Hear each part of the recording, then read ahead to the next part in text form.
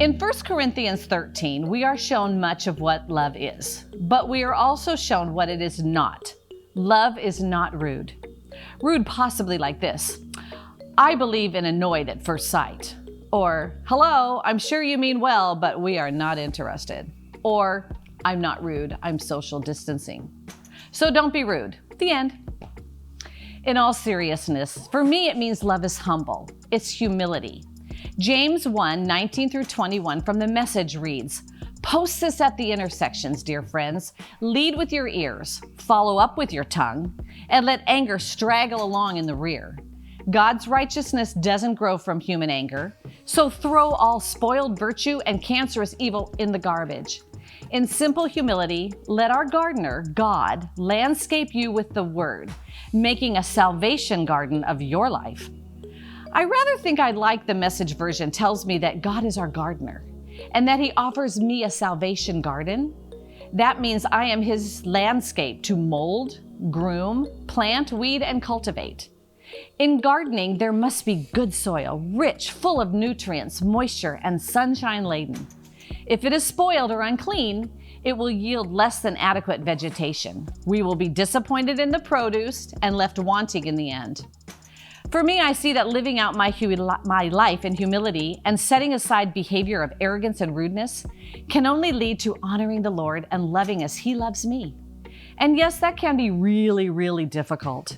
But in looking up Bible terms, rude or unseemly can mean improper, indecent, disgraceful, shameful. Every single one of those words again brings disappointment to my mind.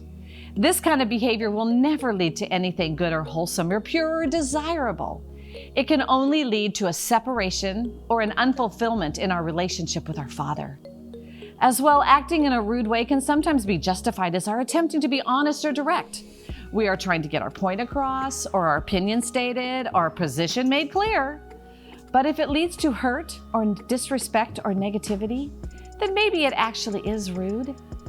I read a study that says if someone experiences rudeness from a person on an imposing side, the next person they negotiate with is highly likely to perceive them as rude too. What is up with that? It's human nature, right? Wrong. It's the evil one having his turn. And by living out in real time the scripture content from James that I read earlier, we can stem the tide of rudeness. We can be Christ followers and Christ sharers. So going back to the gardener analogy, maybe we could have a soil check. Is it healthy? Am I healthy? Maybe we could have a sunshine check, more likely an S-O-N shine check. Am I basking in his light, or am I residing in the shade? Because if we are healthy and in the light, we might live those fulfilling lives as stated in Isaiah 58:11.